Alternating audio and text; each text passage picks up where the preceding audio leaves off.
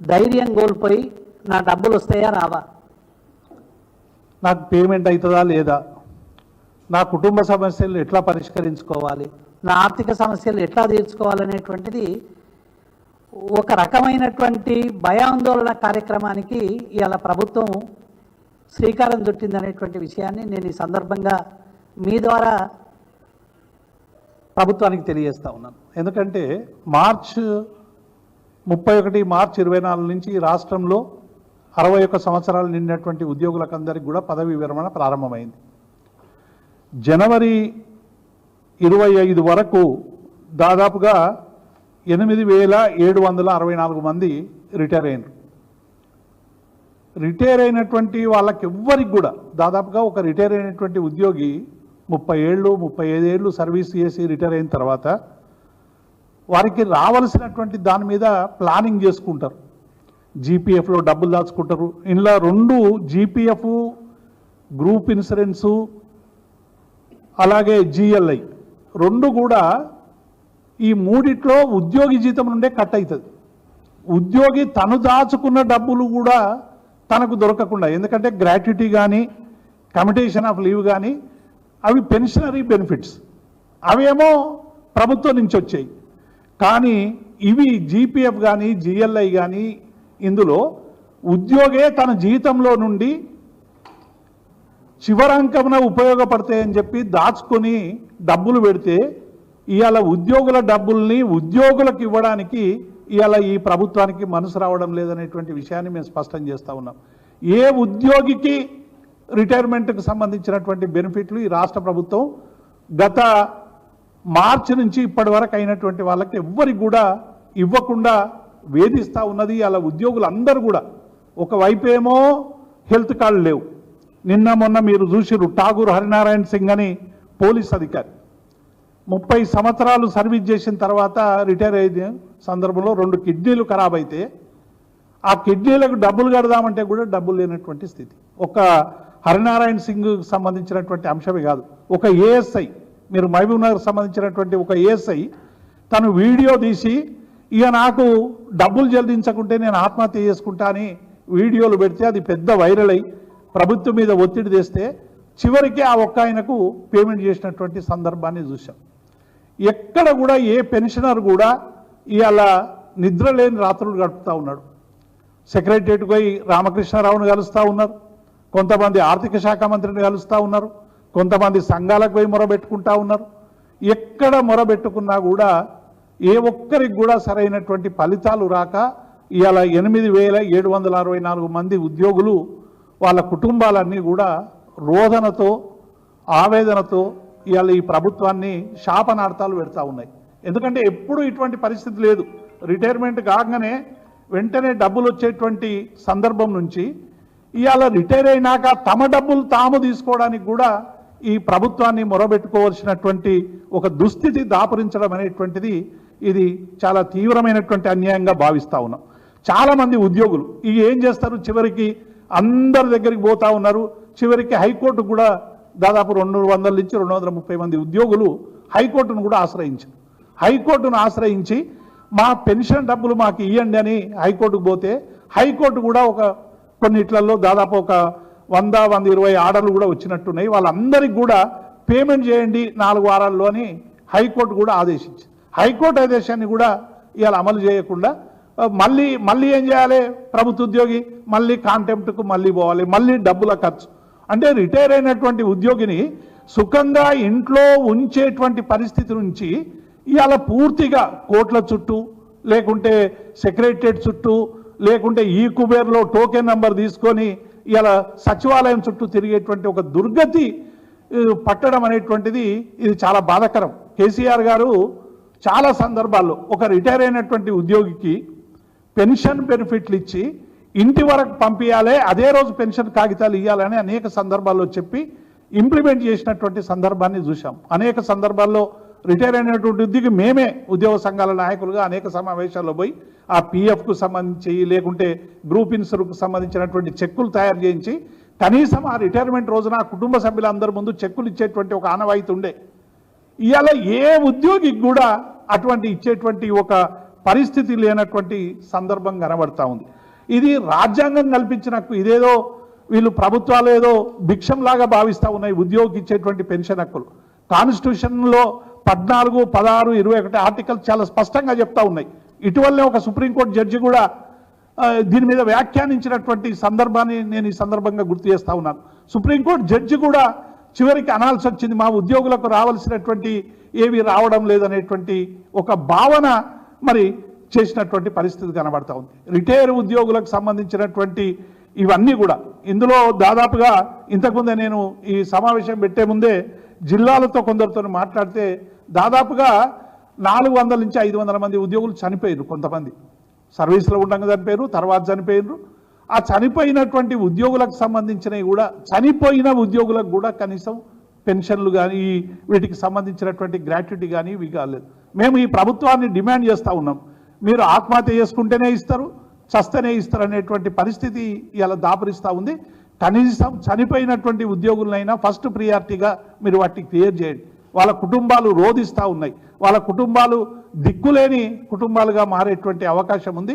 మీరు ఉద్యోగులకు మేము అది చేస్తాం ఇది చేస్తాం అని మీరు మేనిఫెస్టోలు చాలా పెట్టారు. 6 నెలల్లోనే మేమంతా మీకు అందరికి కూడా ఒక సుందర నందనవనం చూపిస్తామని. డిఏలు తక్షణం చెల్లిస్తామన్నారు ఉద్యోగులకు, డిఏల జాడ లేదు. పిఆర్సీ 6 నెలల్లో అమలు చేస్తామన్నారు, పిఆర్సీకి సంబంధించినటువంటి జాడ లేదు. హెల్త్ కార్డ్స్కు సంబంధించి ఇలా దిక్కే లేనటువంటి పరిస్థితి కనబడతా ఉంది.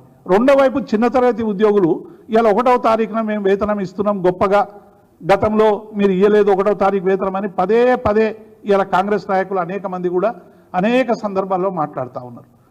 మేము ఈ వేదిక ద్వారా మేము ఛాలెంజ్ చేస్తూ ఉన్నాం. ఒక ట్రెజరీ ఉద్యోగులకు పే అండ్ అకౌంట్స్లో నెల రెగ్యులర్గా దొరికేటువంటి ఉద్యోగులకు మాత్రమే 1వ తారీఖున వేతనాలు వస్తున్నాయి. మిగతా లక్షలాది కాంట్రాక్టు అవుట్సోర్సింగ్ ఉద్యోగులకు ఎవ్వరికి కూడా 1వ తారీఖు వేతనాలు రావడం లేదు. ఇప్పటికీ ఫ్యాకల్టీ ఏదైతే డిగ్రీ కాలేజీలో, జూనియర్ కాలేజీలో ఇది ఫిబ్రవరి మార్చు అనేటువంటిది చాలా కీలక కాలేజీలలో. ఎందుకంటే అకాడమిక్ ఇయర్ కంప్లీట్ అవుతుంది, ఎగ్జామినేషన్స్ వస్తాయి. ఏ ఉపాధ్యాయుడైనా ఎట్లుండాలి, మానసికంగా ఆందోళన లేకుండా ఉండాలి. జీతం రాకుండా ఆ సమస్యల్ని మనసులో పెట్టుకొని ఇలా పాఠాలు చెప్పేటువంటి ఒక దుస్థితి ఇలా గెస్ట్ లెక్చరర్లకు, ఇలా జూనియర్ కాలేజీలో పనిచేసేటువంటి వాళ్ళు కావచ్చు, లేకుంటే డిగ్రీ కాలేజీలో పనిచేసేటువంటి వాళ్ళు కావచ్చు, ఎవరికి కూడా 3 నెలల నుంచి వేతనాలు ఇవ్వనటువంటి పరిస్థితి కనబడతా ఉంది. చాలా వాళ్ళు పెద్ద ఎత్తున ఫైట్ చేస్తే 8 నెలల జీతాలు పెండింగ్లో ఉంటే 4 నెలల జీతాలు ఇచ్చిండ్రు, ఇంకా 3-4 నెలల జీతాలు రావాలి. ఒకవైపు మిగతా ఉద్యోగులకు అందరికి కూడా మేము అంగన్వాడీలకు, ఆశాలకు, మిగతా వాళ్లకు 18,000 నుంచి 26,000 చేస్తామని చెప్పారు, కొందరికి 18,000 ఇస్తామని చెప్పారు. ఈ 2 ఉద్యోగులకు కూడా మీరు ఏం చేసారు, వాళ్ళు వస్తే లాఠీ చార్జ్ చేసిర్రు హైదరాబాద్లో, వాళ్ళకి గాయాలైనాయి, వాళ్ళని అరెస్ట్ చేసిర్రు తప్ప వాళ్ళకి సంబంధించినటువంటి సమస్య పరిష్కరించలేదు. విఆర్ఓ వారసులకు సంబంధించి 81, 85 జీవో కేసీఆర్ గారు తీసుకొచ్చి దాదాపు 16,000 మందికి ఉద్యోగాలు ఇచ్చే ప్రయత్నం చేసినాం. ఏదో సాంకేతిక కారణాల వల్ల మిగిలిన వాటికి 3,500 మంది వాళ్ళ వారసులు ఉంటే, ఇదే రేవంత్ రెడ్డి గారు ఇందిరా పార్క్ దగ్గరకు వచ్చి ఆ రోజు చెప్పినటువంటి మేము అధికారంలోకి రాగానే 3,400 ఇస్తామన్నాడు. మొన్న విఆర్ఏ వారసులందరూ కూడా హైదరాబాద్ నగరానికి వచ్చి పెద్ద ఎత్తున వారందరూ కూడా అసెంబ్లీ జరుగుతూ ఉంది కదా, మా గోడు వినిపిద్దామని మినిస్టర్ క్వార్టర్స్ దగ్గరకు వస్తే వాళ్ళందరి మీద కూడా నిర్బంధం తెచ్చేటువంటి ప్రయత్నం చేశారు. అంటే ఏ ఉద్యోగి పట్ల ఇవాళ మీరు కనికరం వహిస్తలేరు, ఏ ఉద్యోగుల సమస్యల్ని మీరు పరిష్కరిస్తలేరు, సర్వీస్లో ఉన్నటువంటి ఉద్యోగుల సమస్యలు పరిష్కరిస్తలేరు. చివరికి మీరు ఇచ్చినటువంటి ఏ ఒక్క హామీ కూడా, ఇలా కాంట్రిబ్యూటరీ పెన్షన్ స్కీమ్ తీసేస్తామని మీరు హామీ ఇచ్చింది, దాని మీద కనీసం ఒక కమిటీ కూడా వేయలేదు ఇప్పటి వరకు. ఈ డిఏ మీద కమిటీ, ఇది కొత్తగా తెలంగాణలో వచ్చింది ఏంటంటే కరువు భత్యం మీద కూడా కమిటీ వేసేటువంటి స్థితి ఈ ప్రభుత్వానికి రావడం అనేటువంటిది మరి ఉద్యోగులు, ఉపాధ్యాయులు అందరూ కూడా సీరియస్గా ఆలోచిస్తూ ఉన్నారు. మేము ప్రభుత్వాన్ని డిమాండ్ చేస్తూ ఉన్నాం, వెంటనే పెన్షనర్లకు సంబంధించినటువంటి సమస్యల్ని పరిష్కరించండి. మీరు పిఆర్సీ 6 నెలలు అన్నారు, ఇలా కరెక్ట్గా 14 నెలలు అయిపోతుంది ఈ ప్రభుత్వం అధికారంలోకి వచ్చి. మరి డిసెంబర్ 7 నాడు అధికారంలోకి వస్తే ఇలా ఫిబ్రవరి 7వ తారీఖులో మనం ఉన్నాం. 14 నెలలు అయిపోయింది. అంటే దాదాపుగా మీకు 22-23% మరి మీ టెన్యూర్ పీరియడ్ అయిపోతూ ఉంది. మీరు చెప్పిన 100 రోజుల్లో హామీలు అయితే ఇక వాటికి దిక్కే లేదు. 6 గ్యారంటీలకు సంబంధించినటువంటి వాటికి రోజు అన్ని వర్గాలను మోసం చేసినట్టే ఇటు ఉద్యోగులను మోసం చేస్తూ ఉన్నారు. ఉద్యోగులకు సంబంధించిన సమస్యలకు సంబంధించి లేదు. పోనీ కనీసం ఉద్యోగులకు రెండవ ప్రాతినిధ్యం ఇచ్చి మొదట ఇచ్చినటువంటి సమస్యలన్నా పరిష్కరిస్తారంటే ఇవాళ ఏ ఒక్క సమస్యను కూడా పరిష్కరించినటువంటి పాపాన పోలేదు. 35 సార్లు మరి ముఖ్యమంత్రి గారు ఢిల్లీకి పోయొచ్చారు. బడ్జెట్లో తెచ్చింది ఆయనే గాడిదే గుడ్డ అని చెప్తా ఉన్నాడు. గతంలో కేసీఆర్ గారు కేంద్ర ప్రభుత్వంతో సయోధ్య లేకపోవడం వల్ల మీరు బడ్జెట్లో నిధులు సంపాదించలేకపోయిందని చెప్పి బీఆర్ఎస్ పార్టీని టీఆర్ఎస్ పార్టీని మరి చాలా రకాలుగా దూషణలు చేసిర్రు. మరి 35 సార్లు పోయినరు. మరి ఇద్దరు అనేక సందర్భాల్లో కలుసుకున్నారు. మరి ఎందుకు బడ్జెట్లో తేలేదు? మీరు 8 మంది ఎంపీలు, వాళ్ళు 8 ఎంపీలు, 16 మంది ఎంపీలు తెలంగాణ ప్రజలు గెలిపించినప్పటికీ కూడా తెలంగాణ ప్రాంతానికి రావాల్సినటువంటి న్యాయమైన వాటా దక్కలేదు కాబట్టే ఇవాళ అందరూ కూడా ప్రశ్నిస్తున్నటువంటి సందర్భాన్ని మేము చాలా స్పష్టంగా చూస్తూ ఉన్నాం. చివరికి మీరు పెట్టినటువంటి బీసీ కులగణనకు సంబంధించి అంశం కావచ్చు, ఎస్సీకి సంబంధించి కావచ్చు, ఇవాళ ఏ ఒక్కరు స్టేక్ హోల్డర్స్ మేము ఇవాళ ఒక రాజకీయ పార్టీగా మేము చేస్తున్నామంటే ఏదో అక్కస్తో చేస్తున్నారని చెప్తా ఉన్నారు. కానీ సుదీర్ఘకాలం అటు మా ఏబిసిడి వర్గీకరణ కోసం సుదీర్ఘకాలం పనిచేసినటువంటి కృష్ణమాదిగ దగ్గర నుండి అనేక మంది నేతలు కానీ బీసీ ఉద్యమం కోసం గత సుదీర్ఘకాలంగా పనిచేస్తున్న అనేక మంది మా పార్టీలో లేనటువంటి వాళ్ళు కూడా అనేక మంది కూడా ఇవాళ ఏ స్టేక్ హోల్డర్ కూడా అంటే ఒక సుదీర్ఘకాలం పనిచేసినటువంటి ఏ ఒక్క సంఘ నాయకుడు కూడా ఈ ప్రభుత్వం చేసింది మంచిది మేము స్వాగతిస్తున్నామని చెప్పలేదంటేనే మీరు చేస్తున్నటువంటి పాలన పట్ల ఇవాళ ప్రజలు ఏమి అసెస్ చేస్తున్నారనేటువంటి విషయాన్ని మేము చాలా స్పష్టంగా మేము అడుగుతా ఉన్నాం. మరి మీరు మీ ఎమ్మెల్సీ ఒక ఆయనేమో దీన్ని చింపేయమంటాడు, ఒక ఆయన జానారెడ్డి సర్వే అంటాడు.